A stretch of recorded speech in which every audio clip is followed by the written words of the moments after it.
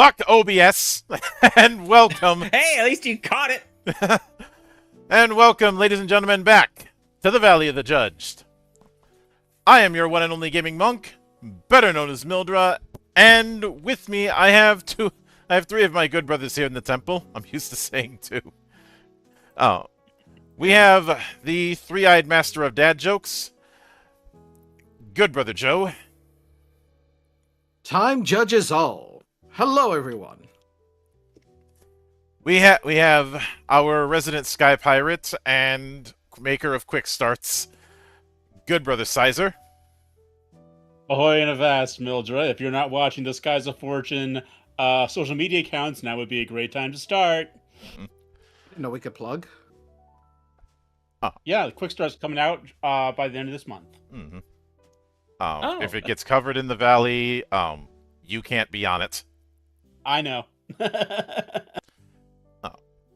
And the man who is but a number, and then a name, and then a letter, good brother A. You know, at some point, I'm just going to be a title and not a name.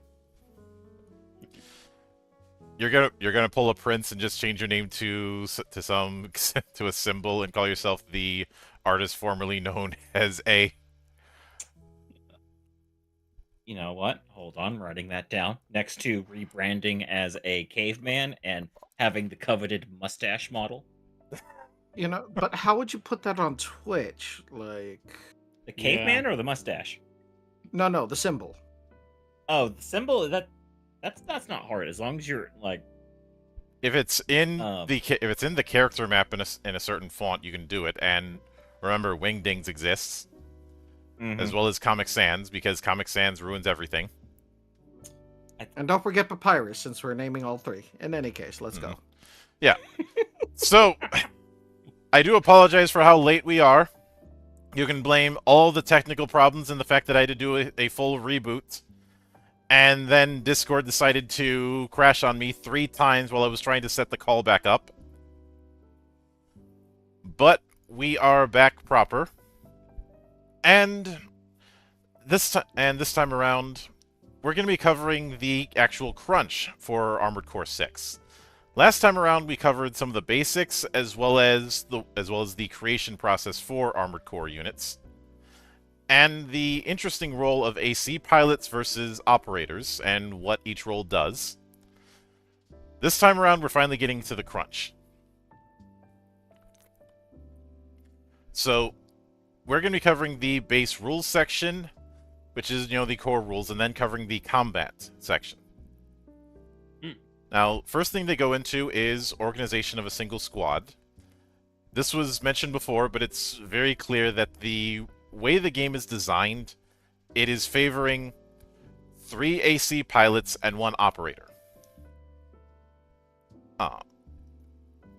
If you've got less people, then just focus on ACs. Potentially friendly ACs, depending on how few people there are. Like in the chart we have here, if it's 1 person, 1 AC, no operator, 2 friendly ACs. Friendly ACs is basically allied NPCs. If it's 2 people, 2 ACs, no operator, 1 friendly. If it's 3 people, 2 to 3 ACs, either no operator or 1 of them, and 3 allied units. If it's 4 people, 3 ACs, 1 person, no friendlies. And they make it clear that balance is not guaranteed for over 3 ACs.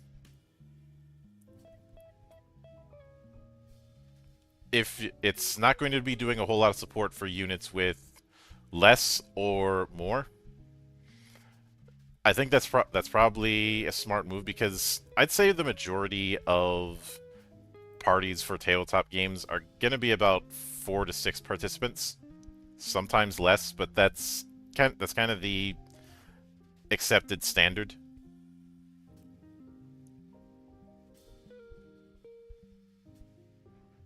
Because doing any more is going to be a bit nuts. We kind of covered that yesterday with the idea of doing full raids in the FF14 TTRPG. because the idea of having the amount of PCs for a raid is a little insane.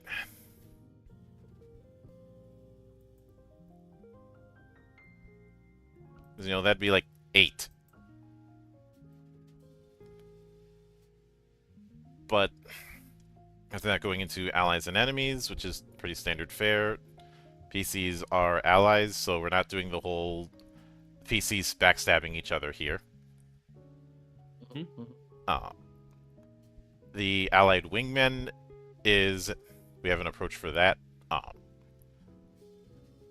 The strength of allied wingmen depends on the unit levels. The higher it is, the more AP that they have, as well as the modifier to behavioral judgment and their attack setup. So allied wingmen aren't necessarily supposed to be full scratch customizable ACs. Kind of the equivalent of MTs in some of the earlier Armored Cores, where yes, they're technically bipedal machines, but they're nowhere near as powerful as a full AC.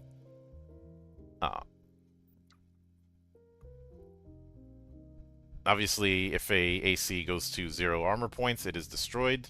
A little early to be bringing that up, I think.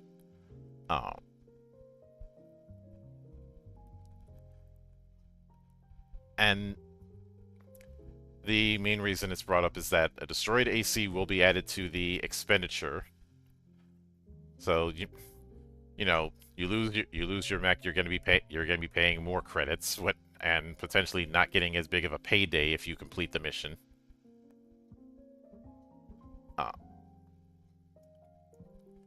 You can retire a unit, and then if it's destroyed 1 or 2 times in a scenario, there's a way to bring back an ally who's in retirement state.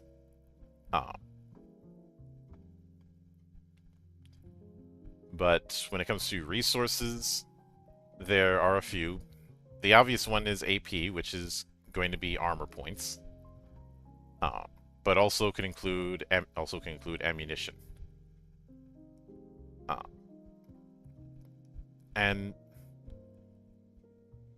it'd be tempting to say that AP is going to work just like HP would in a standard game, but because of the whole row thing, not exactly. And in fact, this kind of reminds me of the chart-like design for health that we saw in things like Oka Hoshin and Ware's Blade.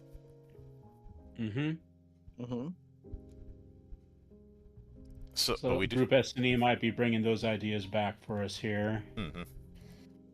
So whenever something contributes to AP, it'll have a total amount and then how many lines it does. The idea, so each dot for a line is 10 AP. So for the example we have of 50 times 3 line, it is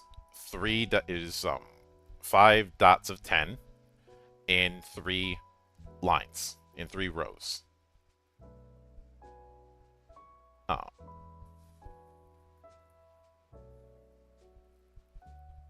So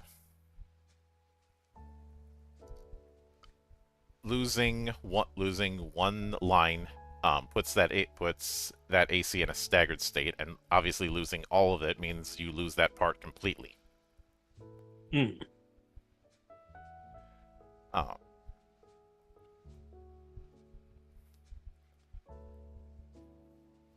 And when it comes to using repair kits, a repair kit will just remove any damage on one single line.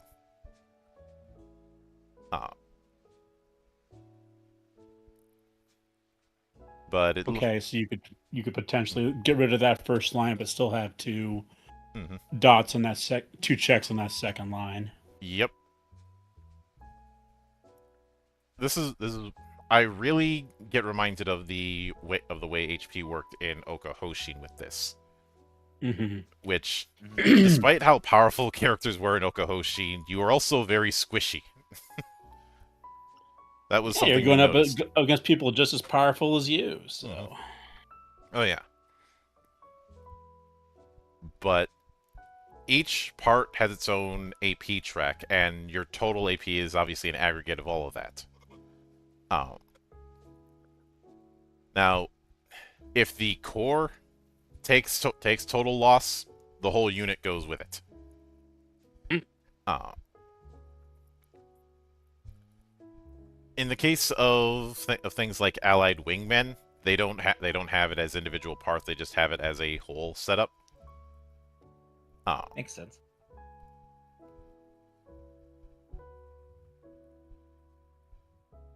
if or rather, I have to take that back because allied units can have the part setup. Uh, and if Is you is it uh is it supposed to be allied ACs or the uh, allied weaker units NPC? is what it Okay. is what it says. So it could be ACs, but wingmen I think are supposed to be simplified based on what we're seeing here. Uh,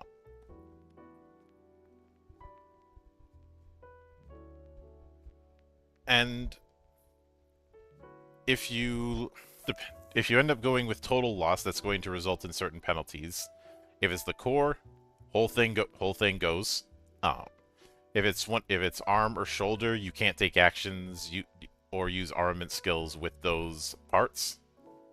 Um, any more damage to arms will incur a core penalty, i.e., if the arms are already damaged and they get damaged even more, then that damage goes straight to core. Uh, if the legs get total loss, you can't use evade anymore, and you can't move, obviously. And any further damage will incur a core penalty. Uh,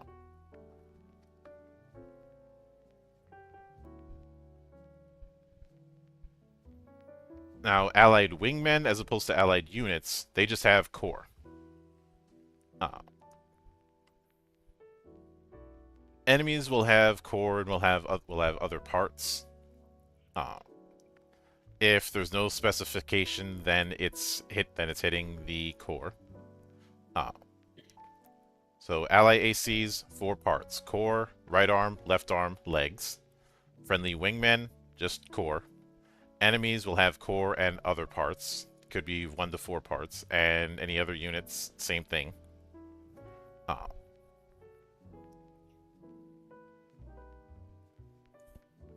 and when it's talking about core direct hit, it's basically saying if the extra parts are destroyed and keep taking damage, then that damage goes to core instead.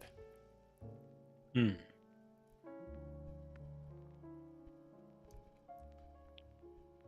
But then they go into checking AP, which we kind of went into, and then how to recover it.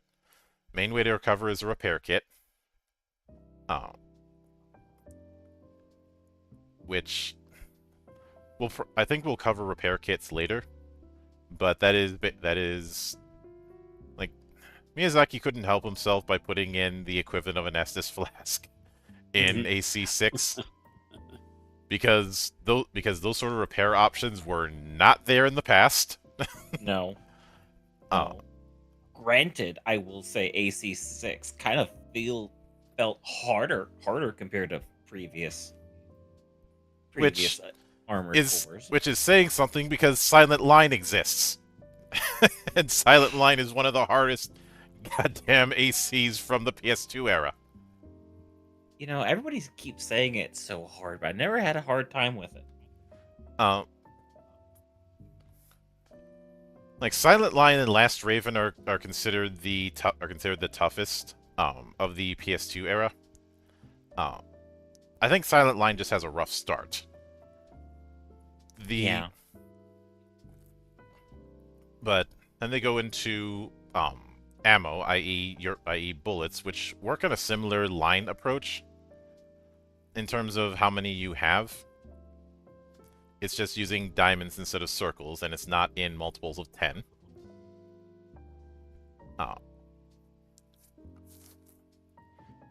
And the weapon that you're using will show how many dots are used, as well as how many lines.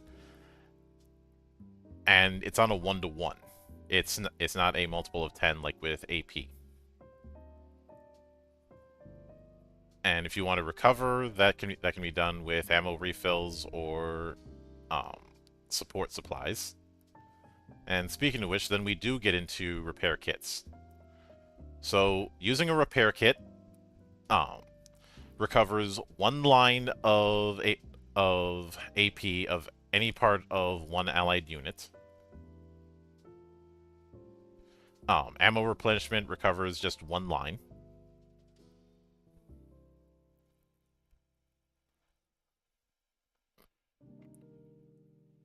So because of the fact that it's just 1 line, I am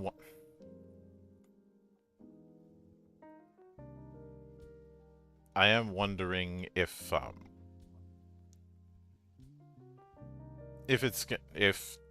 there's going to be more or a similar amount of repair kits. Okay, so the number of times a repair kit can be used is a total of 5 times per scenario for the entire unit.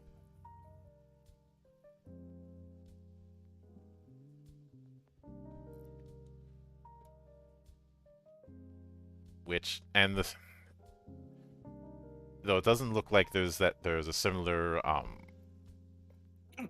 restriction on ammo replenishment.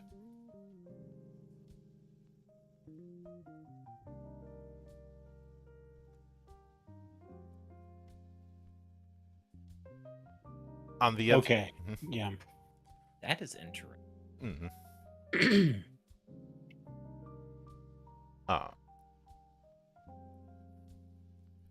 You can recover one line. You cannot select a line that is not checked.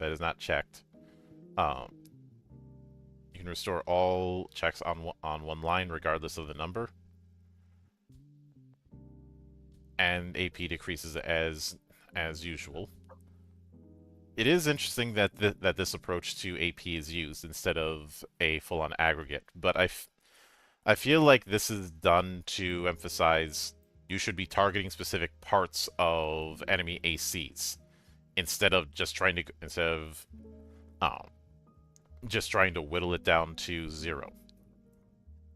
I think this is kind of good. Kind of reminds me of like BattleTech, where you're aiming for specific pieces, unlike an Armored Core, where most of the time you're just shooting the enemy. You can't take target subsystems or take specific parts off. Yeah, and obviously, targeting the core would be the easiest way to take out an AC, but that's a case of technically the easiest way.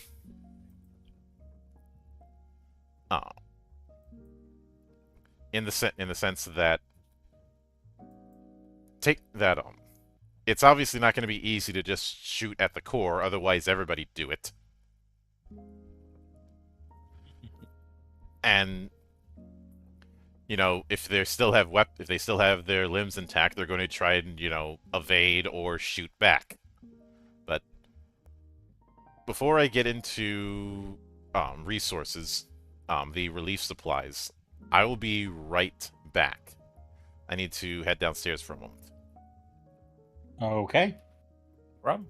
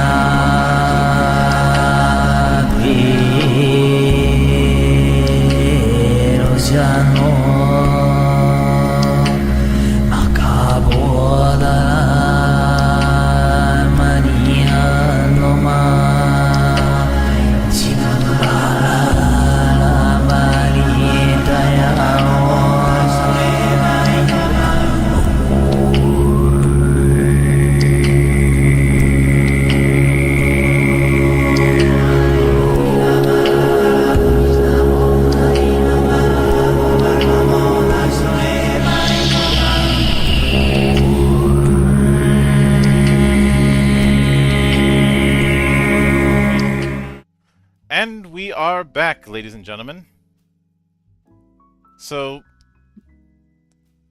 when it comes to the number of relief resupplies, something I find interesting here is support supplies, which can only be carried out once during a long scenario, is a shared resource.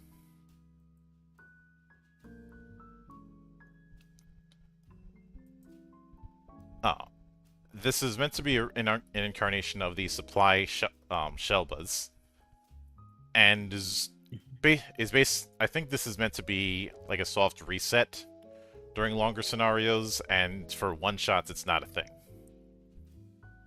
Okay. Let's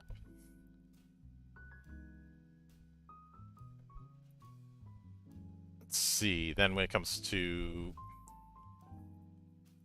damage, it's what you'd expect. Damage goes straight to AP. Damage mostly cares about multiples of 10. And we'll get to how damage is calculated a bit later.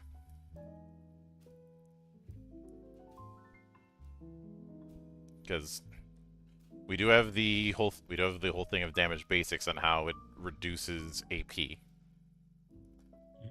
When it comes to damage resolution, first you have the hit rate. Applied damage, check it against the hit rate table, taking into account dodge, and convert it into applied damage. So the damage attribute, then the firepower type, then the number of hits, then the power correction. That is if you're, on the other hand, with applied damage, you know, damage attributes, then damage, and then how to check. So, with damage attributes, there are 4 types of damage: bullet, explosive, energy, coral.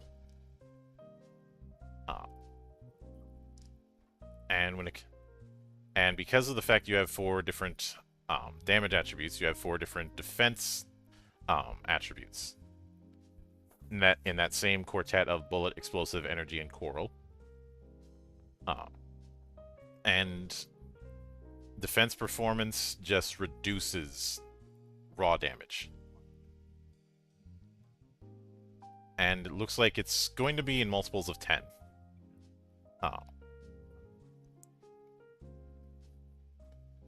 Okay, so just straight up DR.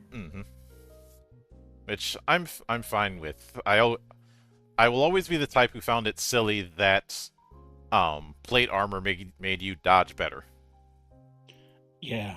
I know Yes. I've made that joke before, but it's a well-worn joke. But when it...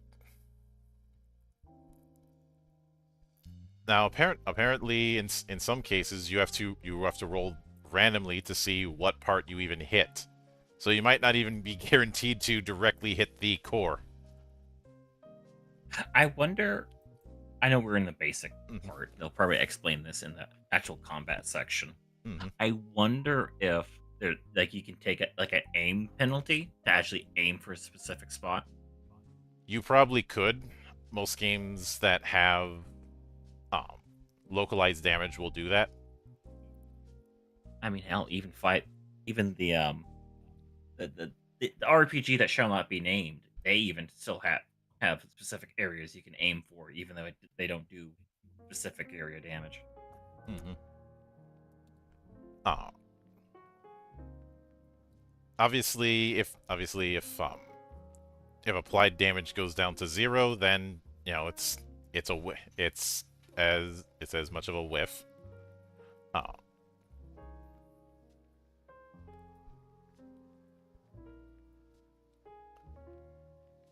but it is. I do wonder if obviously an energy sword would just count as energy, but I do wonder if a physical melee weapon would count as bullets. I could see that, since there's no like actual like kinetic damage. And technically speaking, swinging an axe would still be channeling kinetic energy. Yep, there's like I'm remembering from the game that like there's the bunker buster, which is really good, and then they have that they call it a chainsaw, but it's more or less just like tank treads with some blades on it. Mm-hmm.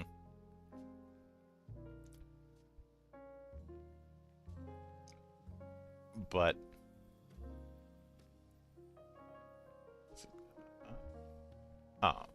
if damage has a system failure check added, that must be made to the defensive performance, even if it reduced. So, even if damage would trigger a system failure check, even if it does no damage, that check still applies.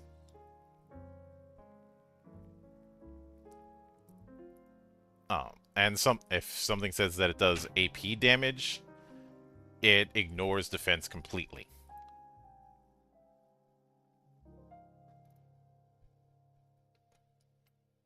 Which I think is basically saying that if the damage is unattributed, then the defense performance doesn't apply. Now, when it comes to hit rate, this is part of how you determine the applied damage.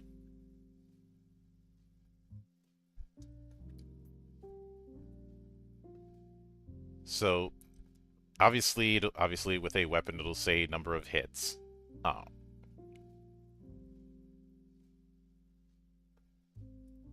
But it'll also have the firepower type, basically indicating the type of attack method. By combining that and the number of hits and looking at the hit rate table, you can calculate the applicable damage. There are 7 types of firepower type, and the check method will also be written immediately following each type. So the firepower types are melee, normal, which is described as small caliber weapons like handguns or small arms fire, Gatling, snipe, spread, missile, and blast.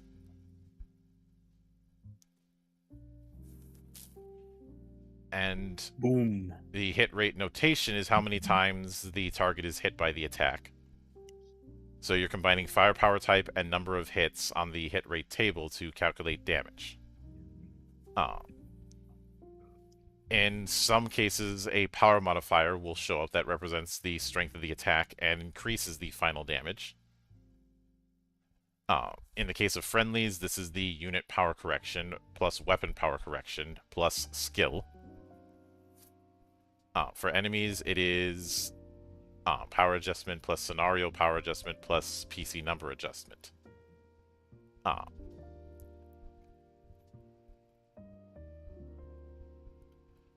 So when it comes to applying damage, you first check hit rate, then assume damage, then apply any avoidance or range compensation, then check part determination dice, then damage reduction through defensive performance, then current AP.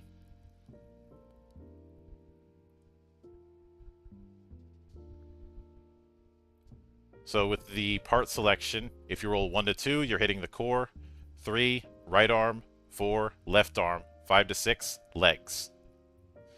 If you're hitting a wingman or your wingman's getting hit, only thing that's getting hit is core.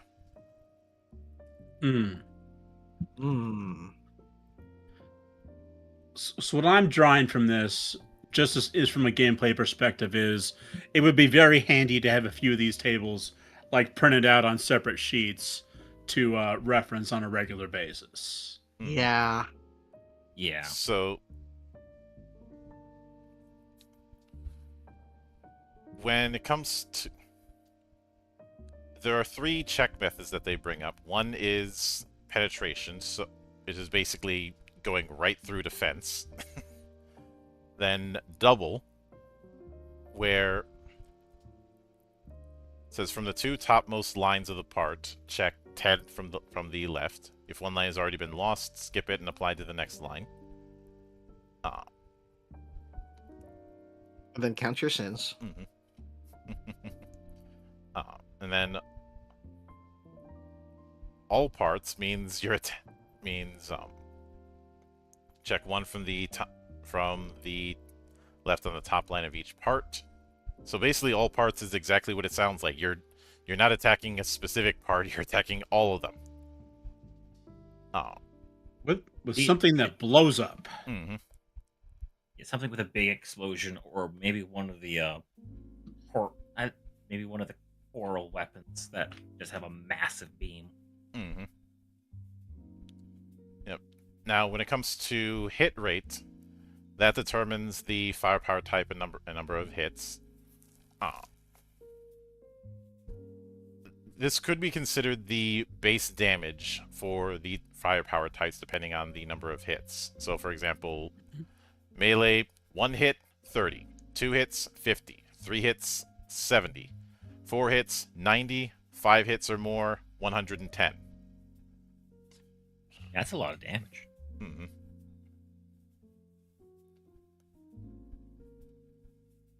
So that, and of course, you apply modifiers to that base damage.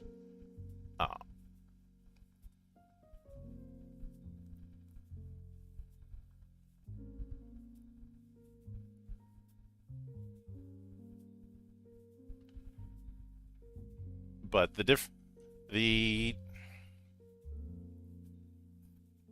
one of the things that I think is interesting with overview of checking damage, if a line total loss occurs along the way of damage, excess damage is ignored. If a line has already been completely destroyed, damage will be applied to the next line.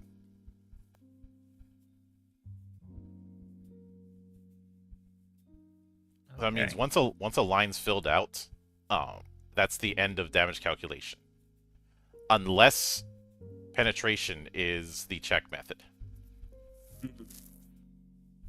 Which in that case, if one line's lost along the way of doing damage, excess applies to the next line.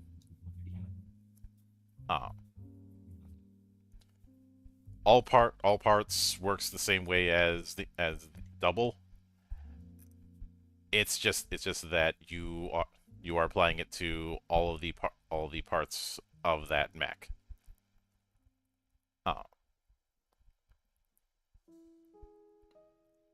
So so your mechs aren't as squishy as this method may make it seem.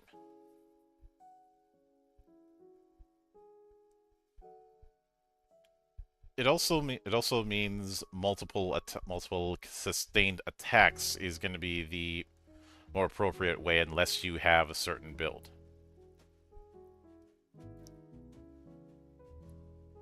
If you're doing like 100 damage and they only have like 5 dots on one line, yeah, you're going to be doing a lot. You're going to be doing a lot of damage, but it's just get. But once that line's filled, that's it.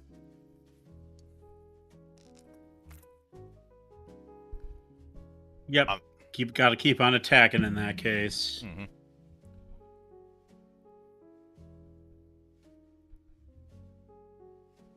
On the other hand, when it comes to action judgment, these are basically skill checks. You'd use these for things like system failure, search, hacking, and maneuver. It's a 2d6 roll. If it's higher than the target value, it's a success.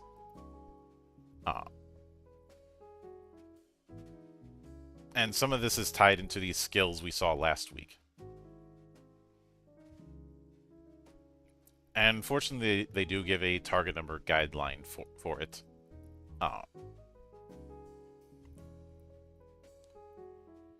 So, based on the unit level and whether or not you want an easy, normal, difficult, or very difficult check.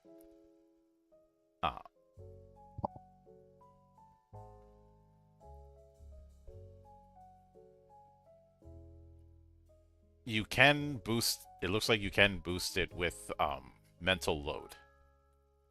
Every time you use it, you check one part on the mental load count. It lets you reroll one of the die results. I don't know if we covered this earlier, but that's mental load is like a group resource, and every time somebody uses it, it subtracts from the balance at the end of the mission. Let's see. Then they go into Koam, which is the currency. And this is much like in the video games, your income from mission is going to be subtracted based on what you expended in that mission. You know, if you expended release supplies, repair kits, ammo replenishments, mental loads, if you lost an AC, if you took damage, that applies a penalty for each one line loss that you took. You can get more if you didn't use any ammo for certain weapons, or if you didn't take damage.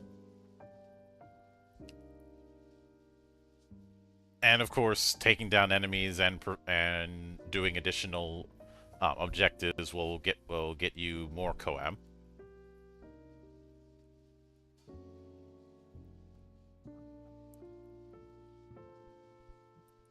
And there's a sheet dedicated to that. But now we get to battle. Now, much like in Kamigakuri, it looks like there is a specific 8x8 map just for combat in this game.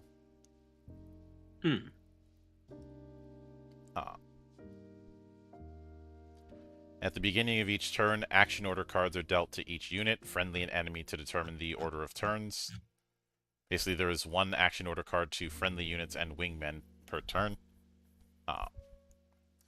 There's two types of enemies. Ones whose turn it is, and mob enemies.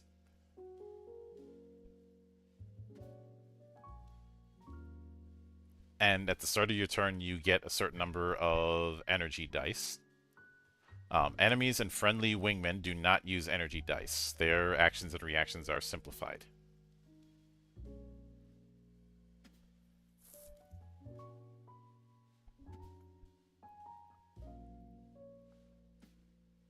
So, and we do have a nice little. I always like in games where we have these little mini comics explaining mechanics.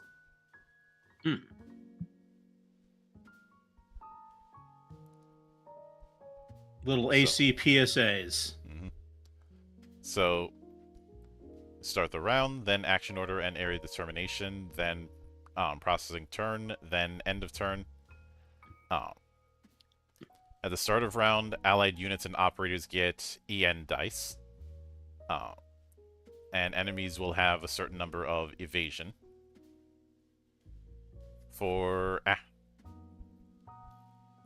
Then action order cards are distributed to allies and enemies. You deal 2 cards to a teammate where they keep the fastest one. If they get an ace, they keep both. You deal cards equal to the number of PCs to the enemies. If there's a card with a value equal to or less than the number of PCs, add 1 more card. And the approach that it takes is we have a case much like Savage Worlds where the playing card deck is used to determine turn order. The highest is king at 13, and aces are low at 1. And in addition to that, you have a division of suits: spades, hearts, diamonds, clubs.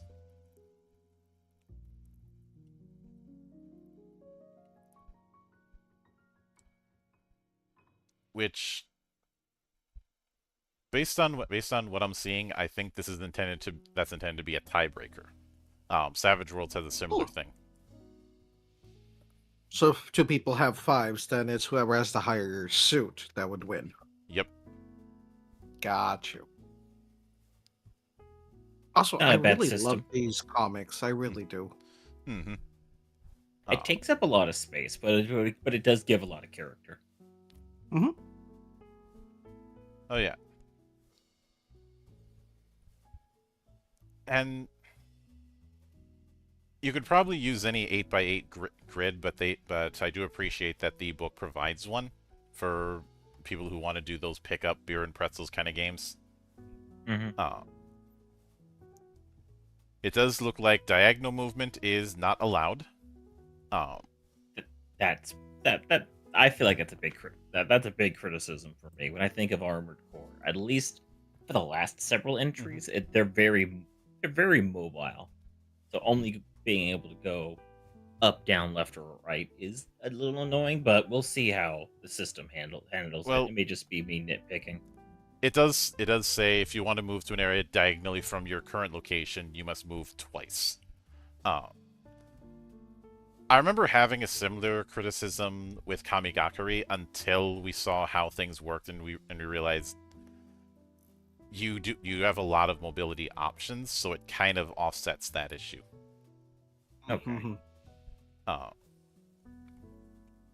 But you also have public and hidden information, as well as a analysis check that you can do,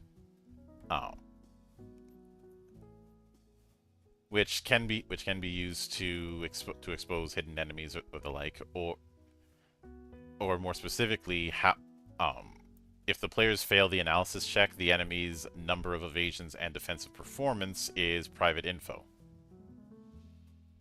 So it sounds like they're giving the scan ability they had in 6 an actual use. Mm-hmm. Although I remember scan mode being especially obnoxious in 5. I didn't play a lot of 5. 5 was not great. I mean, it had the problem of having to follow up for answer, but the scan mode being something you had to have on almost constantly, especially in order to see your UI. Almost reminded me of Detective Vision in Arkham Asylum, and if you remember playing Batman Arkham Asylum, you know how you're almost constantly in Detective Vision. Yeah. Yeah. Armored Core 5 had that problem as well. Verdict Day was better, but the damage was done. And the fact that there were a lot of features that weren't in 5 didn't exactly help matters. Along with, for answer was I am speed, and Armored Core 5 was very slow. Uh, almost speed-wise akin to front mission style Wanzers. Yeah.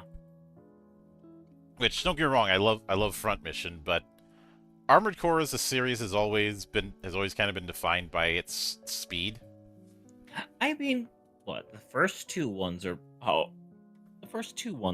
pretty slow. Mm-hmm. I think it was 4 that really pushed the speed. 4 And really jumped towards speed, especially given the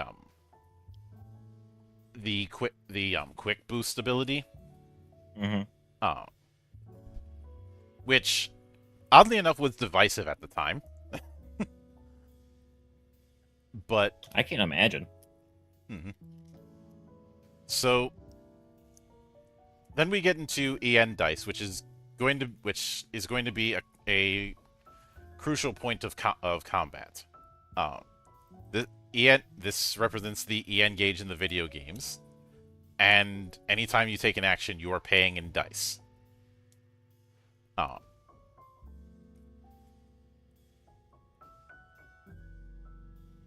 the start of each ally's turn, you roll a number of dice equal to their start EN dice and receive them as that.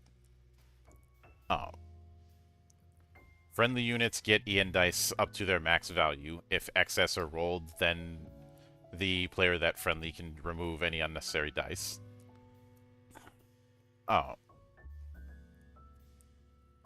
Wingmen and enemies do not use EN dice. Okay.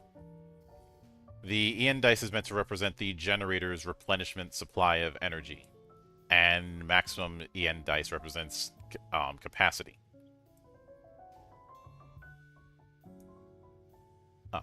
The fact that they're dealt at the start of the turn and at each turn at the start of your turn is supposed to represent the gauge gradually filling up. But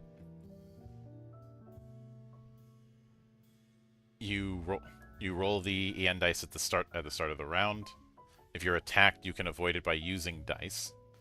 At the start of your turn, you roll that same EN dice at the start of your turn, and you can use that to attack, move, or use an action. So everybody has 2 opportunities to get energy at the start of the round and at their individual turns. It looks like.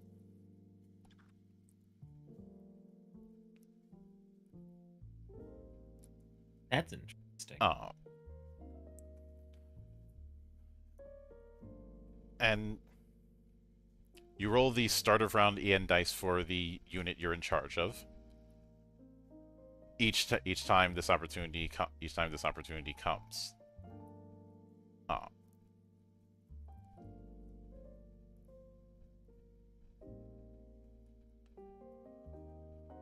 And the approach is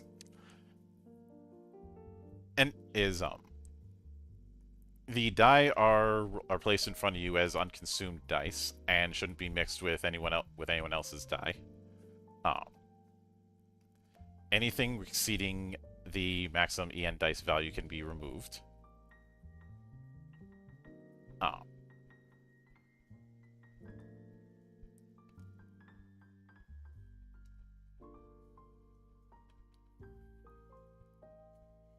But pretty much every action that you take is going to take a dice cost.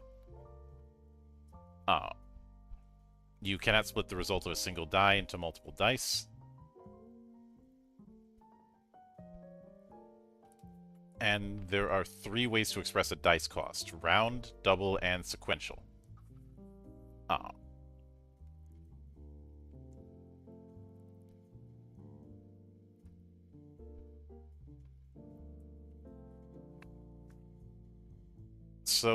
And once again, I'm reminded of Kamigakuri because of how this is set up, since the first cost is just N, so That means the total value of the dice rolls is that amount or more. The number of dice doesn't matter, just so long as you have that kind of total. The example it gives: dice cost 3, requires the use of dice with a total value of 3 or more. It can be paid with 1 die with the result of 3 to 6, or 2 die with the results of 1 and 2, or 3 die with 1s. You can pay with results greater than the required amount. And copy means the number of die that are matching. So if it says 2 copy, then you'd need a pair of 2 dice. Consecutive is exactly what it sounds like, and this sort of thing was used a lot in Kamigakari. When we do have Made by the same. Is this made by the same company as Ami, or? No, that was made by Arclight. Okay.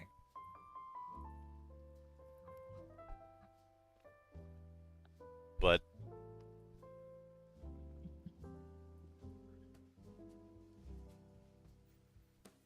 because of the approach, the dice are akin to action points, but it's not like you can spend them universally like in a lot of games that have an action point system.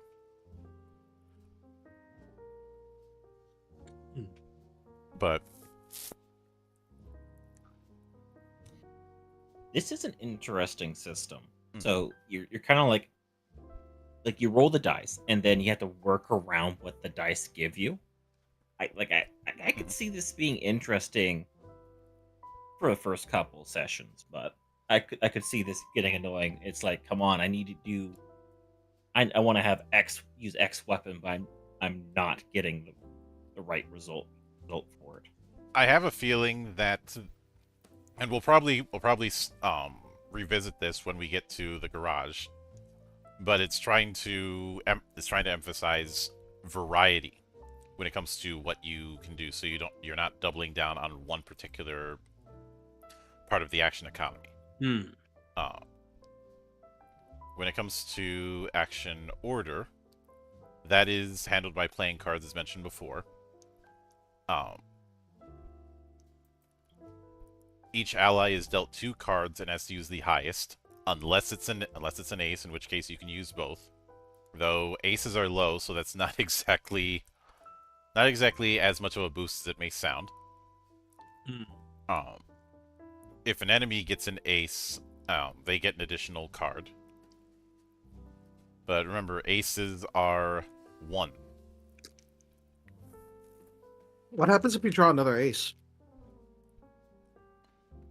Do you keep trying? Yeah, although drawing a bunch of aces isn't going to be as much of an advantage as it might sound, because at most you'd get 4. Yep. Well, no. The minimum you would be able to get is if you drew all 4 aces just on a whim. The minimum would be 6. Yeah. So it sets the minimum damage to 3, because if you draw an ace and a 2, which is the lowest possible, then there's that. No, actually no. The minimum damage is 2. Terribly sorry. And the cards are used for turn order, not for damage. Sorry, the minimum turn order is 2. Sorry, that's my bad. And some abilities might let you change the action order that you have. And as mentioned before, the suit is used as a tiebreaker, and we kind of see this here in the example given, where you have 2 people with jacks, but one has hearts, the other has clubs. So the hearts one is going to go first.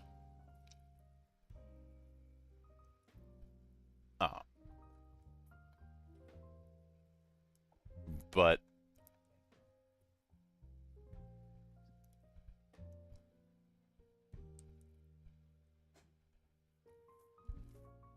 I think what's interesting with the EN dice that we have here is the amount of dice that you roll is based on what's on the sheet, not how many you currently have. So you're getting 2 potential resets for it, but you're also going to be using them a lot. Because you're going to be using them for actions and reactions. Hmm. Oh.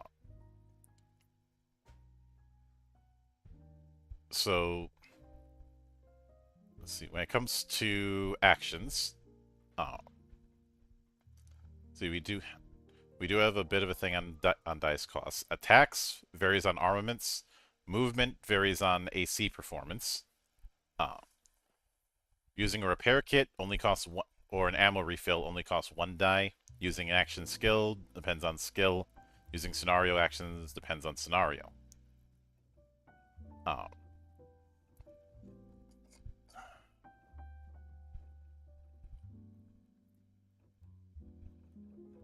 And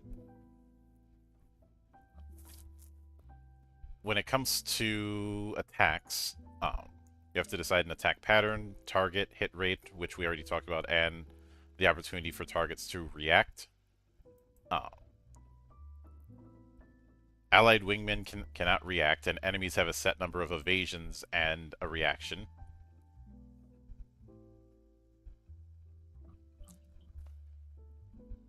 And I think with the example of attacks, I think I see the method here.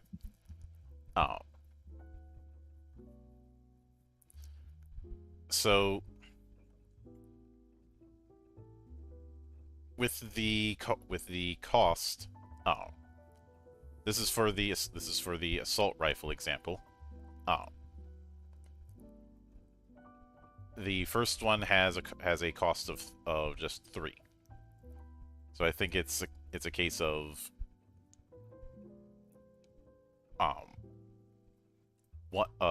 of 1 die that's a 3 or more. For the second one, it's 2 die, 1 that's a 3 or more, and 1 that's a 4 or more. And for the third one, it's 3 die, 1 that's a 3 or more, 1 that's a 4 or more, and 1 that's a 5 or more.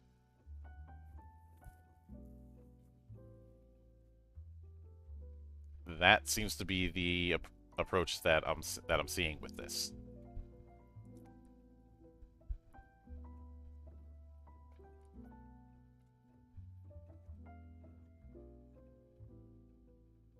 And for using a repair kit, it just costs 1 die. You just need 1 die with a 1 or more. For refilling ammo, you need 2 die that are 1 or more. That seems to be the way that would make sense, because requiring the specific facing would be a really bad call. It's like, no, you can't replenish your ammo unless you have snake eyes.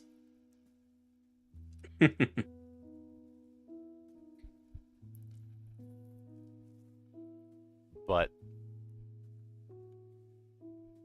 enemies don't use EN die. They just have an action setup that they do. Though, as mentioned before, they do have a limited amount of reactions.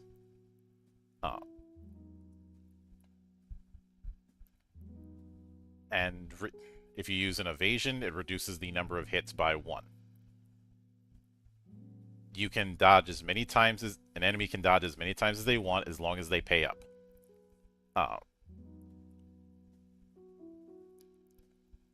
Enemy units have 1 evasion per turn. Friendly units with evasion have to pay the die. I.e., your AC can do evasion as well, but they have to pay it in dice. If hit rate gets reduced to 0 as a result of evasion, it's a complete evasion and you don't get damaged.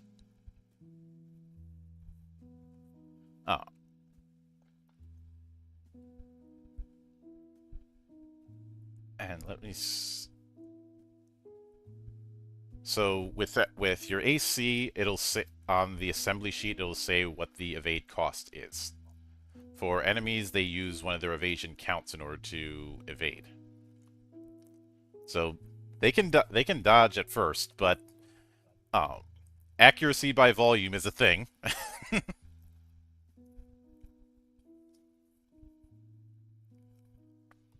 You know, I have a bullet with your name on it, and I'm going to keep shooting until I find it.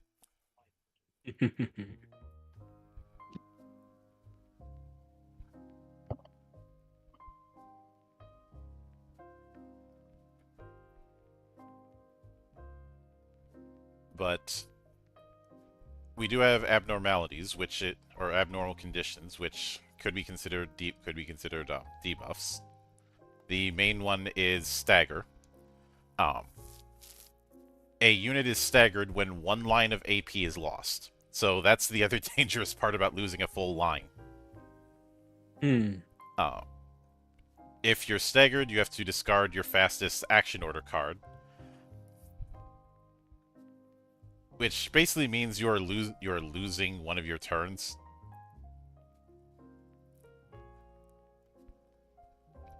And it doesn't mean you're completely helpless. You can't get staggered twice.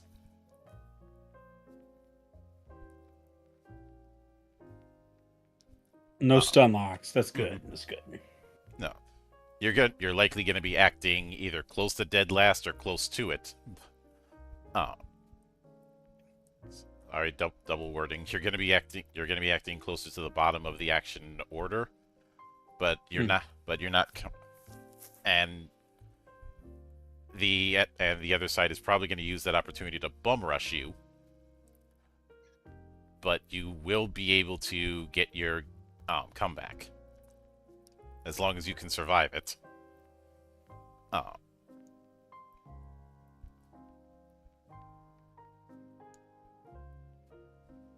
And sometimes you might have to do an action check known as a systems failure check, which, if you fail that, then the conditions of that system failure end up happening. It could be ACS, meaning you got shot at in the air, and now you're about to start falling. A forced discharge, where you suffer 10 AP loss to all parts. That's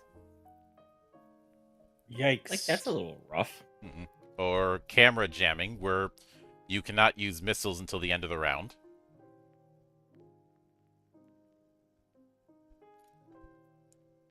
And then we have a simpler set of rules for enemies and mobs.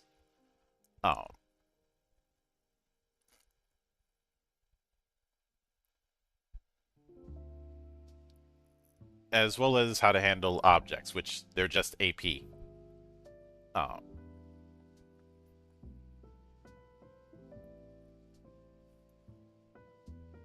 And when it comes to skills, we kind of already covered the basics of skills.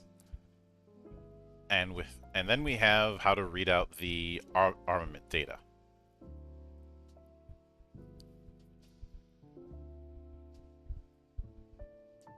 So, in the example we have is the variable laser cannon, which is a shoulder armament.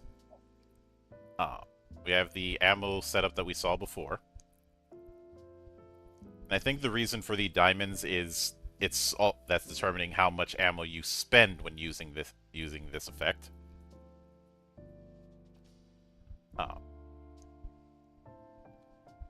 So when it comes to the first off, you have the range, in this case 2 for each. Then the cost, which I mentioned before. And then the ammo cost. So how many ammo diamonds you're going to be checking off, as well as the damage type, and the way hit rate is determined.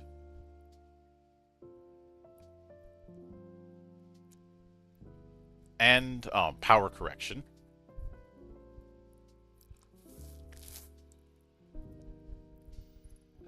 The power correction will increase total damage. So in this case, it's at the armament gets 5, the AC has 10 of it. So this weapon has a power correction of 15. So it's doing 15 more damage than the spread.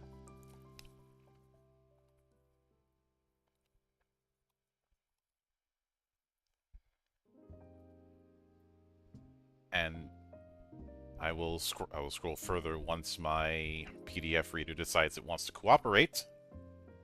This is the most cursed night in a while.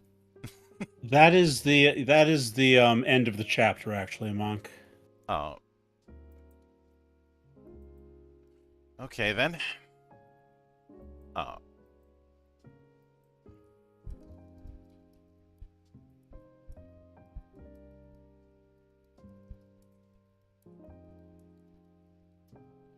Oh.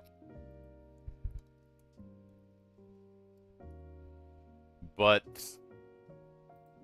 and yeah, that is because next it goes into the garage, and we are not doing the garage tonight. I can see that, but I know Yeah. I know a lot of the wording here was kind of awkward, which that's gonna happen when you're dealing with a one-man translation job. But this is definitely something where I think I understand what it's trying to do, but it's going to be awkward those first couple sessions, which I think is the reason why they so heavily suggest using pre-gens for your first go. Mm-hmm. Like one less thing to worry about. the fact that this was an entirely one-person job still boggles my mind. Mm-hmm. Right? Like this isn't a labor of love. This is an act of madness. But I appreciate him for it, or them. I have no idea who did this. Yeah, they definitely they encountered some crunch and they bit right in. But like, this system is interesting. I'm very confused, to be sure, but like, I'm always confused whenever I'm just like seeing and reading and hearing a system as opposed to like trying it hands-on. Yep. Especially a system that is like this different than what the West is used to. So when you're doing skill checks, it looks to be a 2d6 roll. When you're doing actual combat, it is a setup that lives and dies on your dice pool. I think it's important to think of the dice pool here as akin to a hand of playing cards.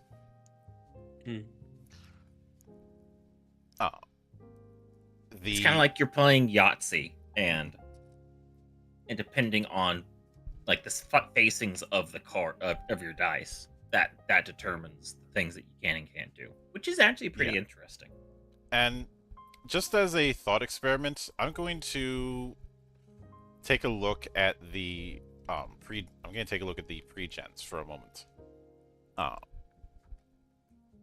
Mostly because I want to check something. It's also interesting that in the back there's a separate battlefield just for bosses. They do have a lot of scenarios from the game in the back of the book. So let me.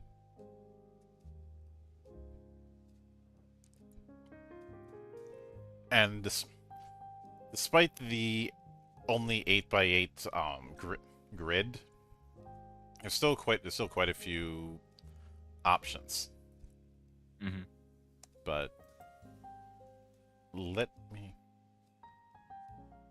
All right, I think the pre-gens that they put were in the middle of the book in chapter 1. Give me a second. Yep. So looking at the medium biped, and let's see, can I? And I'm going to be rotating this just for the sake of my sanity.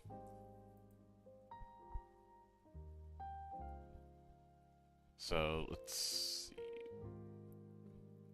So it's assault. So with its assault rifle, you have one cost at 3, one cost at 3 and 4, and one 3, 4, and 5. On the other hand, its Pulse Blade has a cost of copy 2 or copy 3. Okay. So remember, copy just means you need matching die. Mm-hmm. And I have to correct myself about the whole 3, 4, and 5. I think the approach is you need a set of die that's that sum. Um, either 3, 4, or 5 when it comes to how many shots you're taking. Because when I look at the twin-barreled missile, it has a cost of 7, but takes 2.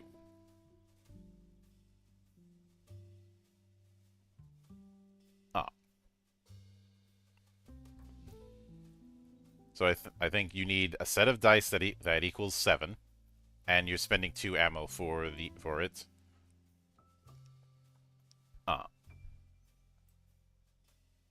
And when it comes to the skills, each one will note what type of action it takes, or what sort of die it's going to be taking. And let's see, when it comes to the EN dice, the max value, so the max amount of dice you can get is 5 on this thing. You get 4 at the start of a round, and 2 at the start of your turn. Taking a movement action costs a die of 3 or more. Taking an evasion costs a die of 2 or more. So, alright, I see what it's doing here. And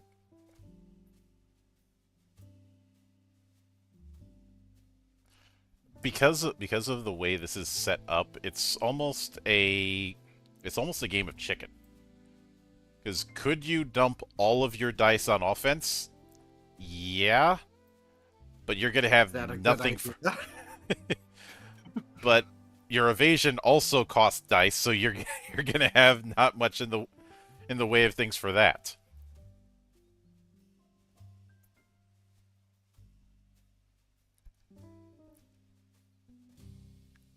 And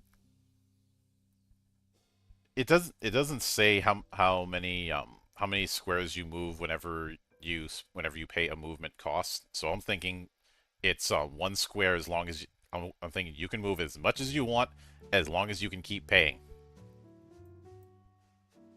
I wonder if it's determined by the legs or the thrusters in some way. I think it is. Which is why we didn't see a movement cost when looking in the mechanics here. But I do like that it's the case of it's very much doubling down on resources. I do think playing this on a virtual tabletop is going to be somewhat tricky because of how that resource setup is done. Not saying it's impossible, just tricky. Because of the way playing cards are used for action economy, is not far. Oh no, here it is. Huh? For movement, mobility movement value 5. Start of round is 4. Movement cost is 3. Mm-hmm. Huh.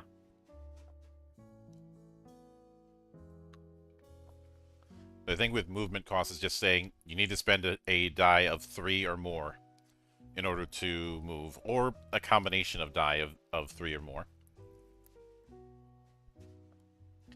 But spending 2 die on a movement action probably isn't a good idea.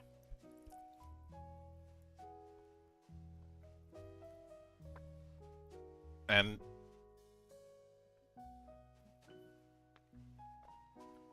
I think that what helps this system a bit is you said earlier that it might be annoying to be locked into certain actions. I think the fact that you can keep re-rolling the EN dice twice per turn helps to mitigate that potential issue. Yeah.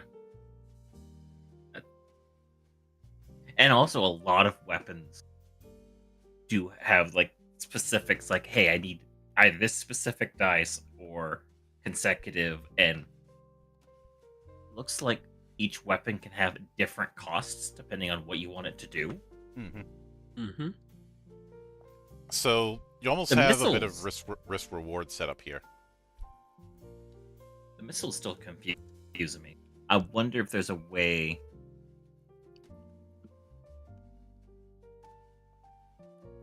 Wait, no, never mind. It says right there. Mhm. But have to have a 7, so at least a 6 and a 7 on 2 separate dice. Okay. Which is almost a way of saying that heavy weapons are going to be very expensive to use.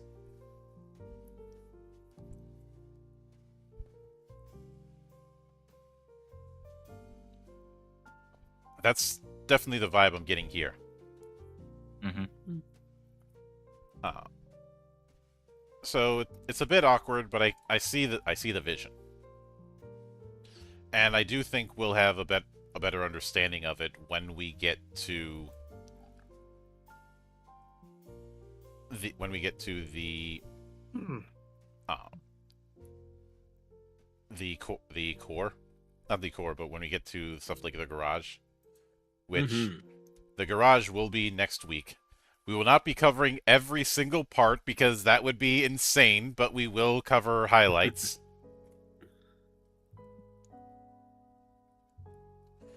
Oh. So keep that in mind. And of course, tomorrow I will be back here with more of Valborn alongside the Friday crew. So that should be fun. That should be fun to delve into. But until then, on behalf of the good brothers present and not present, my name is Mildra. I am your gaming monk. Stay fucking frosty, everybody. Goodbye. night.